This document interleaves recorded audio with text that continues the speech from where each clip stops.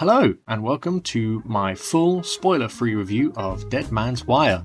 If you have any suggestions of movies you'd like me to review, please tell me in the comments.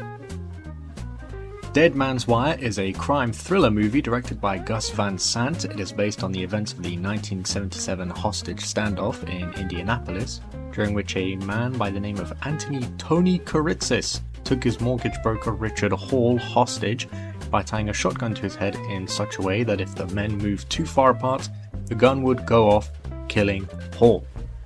The movie stars Bill Skarsgård as Kiritsis and Dacre Montgomery as Richard Hall, along with other actors such as Coleman Domingo and Al Pacino. As you can see, this movie has quite the stellar cast, and I think this absolutely pays off.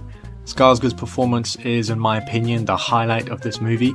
His subtle mannerisms, gestures, and expressions are a perfect complement to the explosive emotional outbursts. He has this remarkable ability to flip between weirdly calm to being angry and out of control.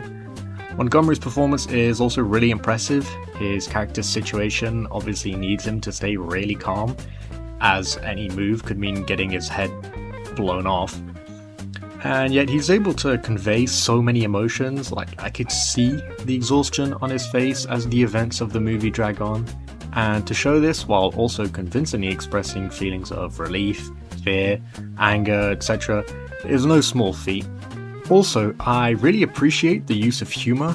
Now, obviously the circumstances are no laughing matter, but that doesn't mean everyone is stone dead serious either. Characters aren't afraid to make jokes, and the sort of dry nature of these jokes means the tone of the film is never disrupted. These performances certainly play no small part in contributing to building an atmosphere of tension. This obviously is a crucial element of any thriller movie, and I think Dead Man's Wire does an amazing job at it. I've mentioned Skarsgård's performance, but the music is just as good. I could go on and on about how Danny Elfman's score captures the stress that is sort of surrounding this environment, or how the radio station songs kind of punctuate that stress. But what really struck me is the use of silence. It's in the most terrifying moments where the music is absent, which kind of left me to sit in the discomfort. The cinematography is also great. I felt like I was there as the events unfolded. And whenever there's a movie that's based on a real story, there's always the question of historical accuracy. The director was assisted by historical consultants who already made a documentary on the same story back in 2018, though he naturally took his own creative liberties. As the end credits roll, actual footage of the event is shown, so I could immediately notice some differences, and though I question why some kind of unimportant details are changed, I do actually understand the most glaring difference. That is, the fact that Bill Skarsgård and Tony Kiritsis look almost nothing alike. Skarsgård is taller than Montgomery, whereas Kiritsis is like a head shorter than Hall. Skarsgård is also rather thin, and Kiritsis is rather not. So why cast him? If you ask me, Skarsgård's height is certainly more intimidating, and his hunched posture makes him seem almost like this coiled snake, ready to strike out at any moment, which is fitting for his character. I also felt like his wiry frame kind of likens him to the wire between himself, the trigger, and his hostage. He's like an extension of this dead man's wire, as it were. Before it, he's nothing, like a cog in the machine, but now he is something. He's powerful. Now, I did mostly enjoy the movie, but I do still have some criticisms, and they mostly come down to the editing. I had the impression, especially during the first scenes, that some of it was unfinished.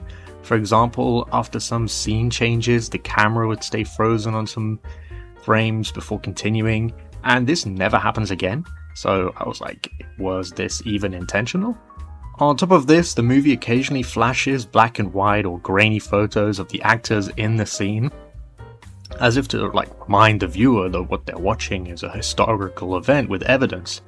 So I have to ask, if the intention is to reiterate the realness of the situation, why not use actual photos and footage? They have access to it, as I mentioned before. Also, I think that some tough decisions were made in post-production regarding the less important characters. For example, someone will be introduced in a way that made me think they play a somewhat important role, only for them to do, next to nothing. Now, this could just as well be the writer's fault, I don't know. In any case, I feel like the movie would have been better by either developing these characters or just straight up cutting them out. I would certainly not have minded sacrificing them if it meant giving more time to explore the relationship between Kiritsis and Hall. Some of my favourite scenes were ones where the tension eased as the two men talk quite earnestly to each other, trying to ignore the gun between them. All things considered, I chose to give Dead Man's Wire an 8.5 out of 10.